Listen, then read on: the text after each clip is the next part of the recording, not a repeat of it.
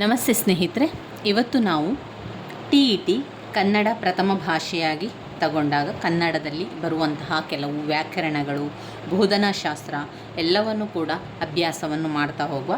ಮೊದಲಿಗೆ ಭಾಷೆಯ ಅರ್ಥ, ಅದರ ಸ್ವರೂಪ, ಉಗಮ ಅದನ್ನೆಲ್ಲವನ್ನು ಕೂಡ ತಿಳಿತಾ ಹೋಗುವ.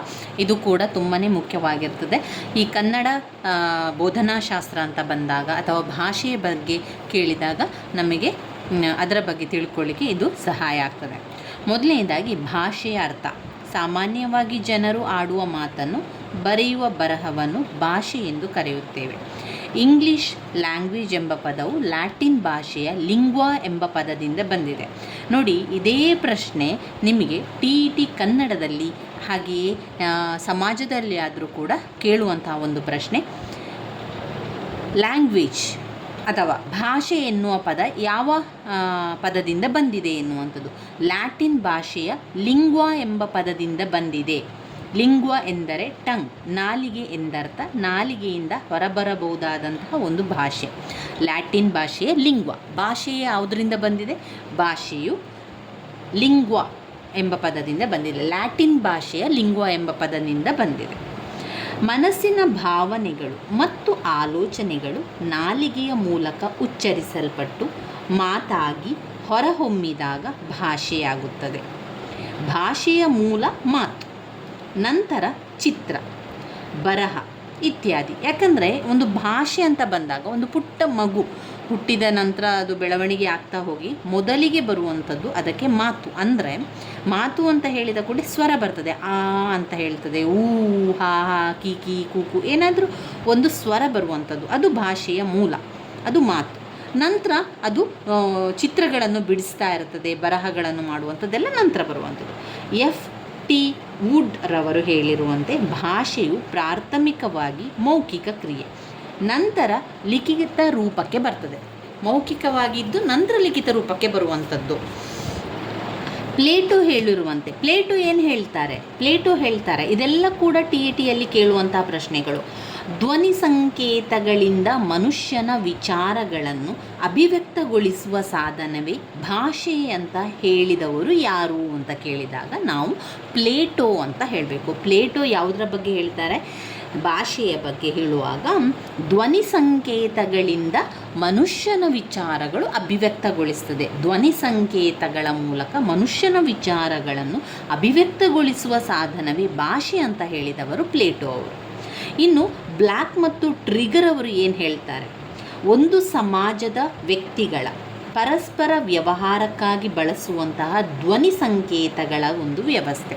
ಒಂದು ಸಮಾಜದಲ್ಲಿ ವ್ಯಕ್ತಿಗಳು ತಮ್ಮ ವ್ಯವಹಾರಕ್ಕಾಗಿ ಬಳಸುವಂತಹ ಧ್ವನಿ ಸಂಕೇತವೇ ಭಾಷೆ ಅಂತ ಹೇಳಿದವರು ಬ್ಲ್ಯಾಕ್ ಮತ್ತು ಟ್ರಿಗರ್ ಅವರು. ಅವರು ಮನುಷ್ಯನ ಎರಡು ಜನ ವ್ಯಕ್ತಿಗಳ ನಡುವಿನ ವ್ಯವಹಾರವನ್ನು ಮಾಡಲಿಕ್ಕೆ ಧ್ವನಿ ಸಂಕೇತವನ್ನು ಬಳಸ್ತಾರೆ ಅಂತ ಹೇಳಿದ್ದಾರೆ. ಯಾರು?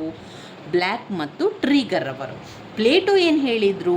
ಧ್ವನಿ ಸಂಕೇತಗಳಿಂದ ಮನುಷ್ಯನ ವಿಚಾರಗಳನ್ನು ಅಭಿವ್ಯಕ್ತಗೊಳಿಸುವ ಸಾಧನವೇ ಭಾಷೆ ಅಂತ ಹೇಳಿದವರು ಪ್ಲೇಟೋ ಅವರು. ಎಬ್ಬಿಂಗ್ ಹೌಸ್ ಅವರ ಪ್ರಕಾರ ಯಾವಾಗ ಬೇಕಾದರೂ ಸ್ವಪ್ರೇರಿತವಾಗಿ ಎಚ್ಚರಿಸಬಹುದಾದ ಸಾಂಪ್ರದಾಯಿಕ ಸಂಕೇತಗಳ ವ್ಯವಸ್ಥೆಯೇ ಭಾಷೆ ಅಂತ ಹೇಳಿದ್ದಾರೆ. ಎಬ್ಬಿಂಗ್ ಹೌಸ್ ಅವರ ಪ್ರಕಾರ ಯಾವಾಗ ಬೇಕಾದರೂ ಸ್ವಪ್ರೇರಿತವಾಗಿ ಎಚ್ಚರಿಸಬಹುದಾದಂತಹ ಸಾಂಪ್ರದಾಯಿಕ ಸಂಕೇತಗಳ ವ್ಯವಸ್ಥೆಯೇ ಭಾಷೆ ಅಂತ ಹೇಳಿದ್ದಾರೆ. ಇವಿಷ್ಟು ನಮ್ಮ ಭಾಷೆಯ ಅರ್ಥದಲ್ಲಿ ಬರ್ತದೆ. ಭಾಷೆಯ ಅರ್ಥ, ಉಗಮ, ಸ್ವರೂಪ ಎಲ್ಲವನ್ನು ಕೂಡ ಓದ್ಕೊಳ್ಬೇಕು. ಯಾಕಂದರೆ ಇವುಗಳಿಂದಲೂ ಕೂಡ ಪ್ರಶ್ನೆಗಳು ತುಂಬ ಸಲ ಕೇಳಿದ್ದಾರೆ ಸ್ನೇಹಿತರೆ. ಈಗ ಪ್ಲೇಟೋ ಅವರ ಬಗ್ಗೆ ಆಗಿರ್ಬೋದು, ಬ್ಲ್ಯಾಕ್ ಮತ್ತು ಟ್ರಿಗರ್ ಅವರ ಬಗ್ಗೆ ಆಗಿರ್ಬೋದು, ಎಬ್ಬಿಂಗ್ ಹೌಸ್ ಅವರ ಬಗ್ಗೆ ಆಗಿರ್ಬೋದು, ಪ್ರಶ್ನೆಗಳು ಬಂದಿದೆ. ಆದ್ದರಿಂದ ನಾವು ಇವುಗಳನ್ನು ಕಲಿಬೇಕು. ಹಾಗೆಯೇ ಭಾಷೆ ಎನ್ನುವಂಥದ್ದು ಯಾವದಿಂದ ಬಂದಿದೆ ಅಂತ ಹೇಳಿದಾಗ ಲ್ಯಾಟಿನ್ ಪದವಾದಂತಹ ಲಿಂಗ್ವಾ ಎಂಬ ಪದದಿಂದ ಬಂದಿದೆ. ಲಿಂಗ್ವಾ ಎನ್ನುವಂಥದ್ದು ಏನು ಅರ್ಥ ಕೊಡ್ತದೆ ಅಂತ ಕೇಳಿದರೆ ಅದು ನಾಲಿಗೆ ಎನ್ನುವಂಥ ಅರ್ಥ ಕೊಡ್ತದೆ. ಇನ್ನು ಭಾಷೆ ಎನ್ನುವಂತಹ ಅದರ ಮೂಲ ಏನು ಅಂತ ಕೇಳಿದಾಗ, ಈಗ ಅದರಲ್ಲಿ ಬರುವಂಥ ಪ್ರಶ್ನೆಗಳನ್ನು ಕೂಡ ನಾವು ಯೋಚನೆ ಮಾಡಿಕೊಳ್ಬೇಕು. ಇಲ್ಲಿ ನಾವು ಬಾಯ್ಪಾಠ ಮಾಡಲಿಕ್ಕೆ ಸಾಧ್ಯ ಇಲ್ಲ, ಅಥವಾ ಬಾಯ್ಪಾಠ ಮಾಡಿದರೂ ಇದು ಏನೂ ಪ್ರಯೋಜನ ಇಲ್ಲ. ನಾವಿಲ್ಲಿ ಅರ್ಥ ಮಾಡ್ಕೊಳ್ಬೇಕು.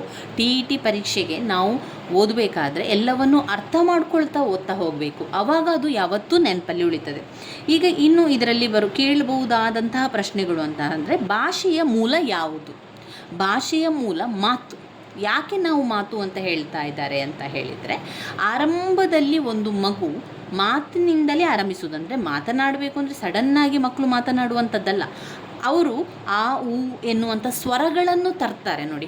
ಆರಂಭದಲ್ಲಿ ಸ್ವರಗಳನ್ನು ತಂದು ನಂತರ ಸರಿಯಾಗಿ ಮಾತನಾಡ್ತಾರೆ, ನಂತರ ಬರವಣಿಗೆ ಬರುವಂಥದ್ದು. ಆದ್ದರಿಂದ ಭಾಷೆಯ ಮೂಲ ಇಲ್ಲಿ ಅಂತ ಕೇಳಿದರೆ, ಭಾಷೆಯ ಮೂಲ ಮಾತು ಅಂತ ನಾವು ಬರೀಬೇಕಾಗ್ತದೆ. ನಂತರ ಚಿತ್ರ, ನಂತರ ಬರಹ, ನಂತರ ಸಂಕೇತಗಳೆಲ್ಲ ಬರುವಂಥದ್ದು. FT ವುಡ್ಡರವರು ಹೇಳಿರುವಂತೆ, ಭಾಷೆಯು ಪ್ರಾಥಮಿಕವಾಗಿ ಮೌಖಿಕ ಕ್ರಿಯೆ, ನಂತರ ಲಿಖಿತ ರೂಪಕ್ಕೆ ಬರ್ತದೆ ಅಂತ. ನೋಡಿ, ಇಲ್ಲಿ ಒಂದು ಪ್ರಶ್ನೆಯನ್ನು ಕೇಳ್ಬೋದು. ಭಾಷೆ ಎನ್ನುವುದು ಪ್ರಾಥಮಿಕವಾಗಿ ಮೌಖಿಕವಾದದ್ದು, ನಂತರ ಲಿಖಿತ ರೂಪಕ್ಕೆ ಬರ್ತದೆ ಅಂತ ಹೇಳಿದವರು ಯಾರು ಅಂತ ಕೇಳಿದಾಗ, FT ವುಡ್ ಅವರು, WOOD, ವುಡ್, FT ವುಡ್ ಅವರ ಪ್ರಕಾರ ಭಾಷೆಯ ಮೂಲ ಮಾತು, ನಂತರ ಬರವಣಿಗೆ ಲಿಖಿತ ರೂಪಕ್ಕೆ ಬಂದಿದೆ ಅಂತ ಹೇಳಿದವರು FT ವುಡ್ ಅವರು. ಪ್ಲೇಟೋ ಅವರೇನು ಹೇಳ್ತಾರೆ? ಧ್ವನಿ ಸಂಕೇತಗಳಿಂದ ಮಾತು ಬರ್ತದೆ, ಧ್ವನಿ ಸಂಕೇತಗಳ ಮೂಲಕ ಅಭಿವ್ಯಕ್ತಗೊಳಿಸುವುದೇ ಭಾಷೆ ಅಂತ ಹೇಳುವವರು ಪ್ಲೇಟೋ ಅವರು. ಇನ್ನು ಬ್ಲ್ಯಾಕ್ ಮತ್ತು ಟ್ರಿಗರ್ ಏನು ಹೇಳಿದರು? ಎರಡು ವ್ಯಕ್ತಿಗಳ ನಡುವೆ ವ್ಯವಹಾರಕ್ಕಾಗಿ ವ್ಯವಹಾರಕ್ಕೆ ಬಳಸುವಂತಹ ಧ್ವನಿ ಸಂಕೇತಗಳ ಒಂದು ವ್ಯವಸ್ಥೆಯೇ ಭಾಷೆ ಅಂತ ಹೇಳಿದವರು ಬ್ಲ್ಯಾಕ್ ಮತ್ತು ಟ್ರಿಗರ್ ಅವರು. ಎಬ್ಬಿಂಗ್ಹೌಸ್ ಅವರ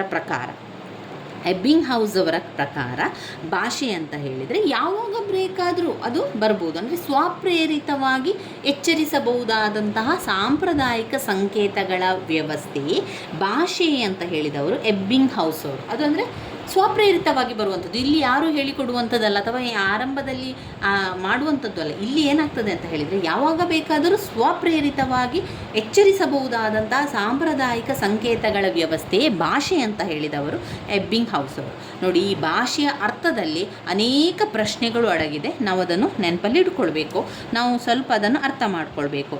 ಇನ್ನೊಮ್ಮೆ ಹೇಳ್ತಾ ಹೋಗ್ತೇನೆ, ನೆನಪಲ್ಲಿ ಇಟ್ಕೊಳ್ಳಿ. ಭಾಷೆ ಎನ್ನುವಂಥದ್ದು ಲ್ಯಾಟಿನ್ ಭಾಷೆಯ ಲಿಂಗ್ವಾ ಎಂಬ ಪದದಿಂದ ಬಂದಿದೆ. ಸಾಮಾನ್ಯವಾಗಿ ಭಾಷೆ ಎನ್ನುವಂಥ ಮೂಲ ಅದು ಮಾತು. ಅದನ್ನು ಹೇಳಿದವರು FT ವುಡ್ ಅವರು. ಭಾಷೆ ಎನ್ನುವಂಥದ್ದು ಮೂಲ ಮಾತು, ನಂತರ ಬರವಣಿಗೆ ಲಿಖಿತ ರೂಪದಲ್ಲಿರ್ತದೆ ಅಂತ ಹೇಳಿದರು. ಪ್ಲೇಟೋ ಅವರ ಪ್ರಕಾರ ಇದು ಧ್ವನಿ ಸಂಕೇತಗಳ ಮೂಲಕ ಅಭಿವ್ಯಕ್ತಗೊಳಿಸುವಂಥದ್ದು, ಧ್ವನಿ ಸಂಕೇತಗಳ ಮೂಲಕ ಬರ್ತದೆ ಅಂತ ಹೇಳಿದವರು ಪ್ಲೇಟೋ. ಇನ್ನು ಬ್ಲ್ಯಾಕ್ ಮತ್ತು ಟ್ರಿಗರ್ ಅವರ ಪ್ರಕಾರ ಎರಡು ವ್ಯಕ್ತಿಗಳ ನಡುವೆ ವ್ಯವಹಾರಕ್ಕಾಗಿ ಬಳಸುವ ಧ್ವನಿ ಸಂಕೇತಗಳ ಒಂದು ವ್ಯವಸ್ಥೆ ಅಂತ ಹೇಳಿದವರು ಬ್ಲ್ಯಾಕ್ ಮತ್ತು ಟ್ರಿಗರ್ ಅವರು. ನಂತರ ಎಬ್ಬಿಂಗ್ಹೌಸ್ ಅವರು ಏನು ಹೇಳಿದ್ದಾರೆ ಅಂದರೆ, ಇದು ಯಾವಾಗ ಬೇಕಾದ್ರೂ ಸ್ವಪ್ರೇರಿತವಾಗಿ ಇದು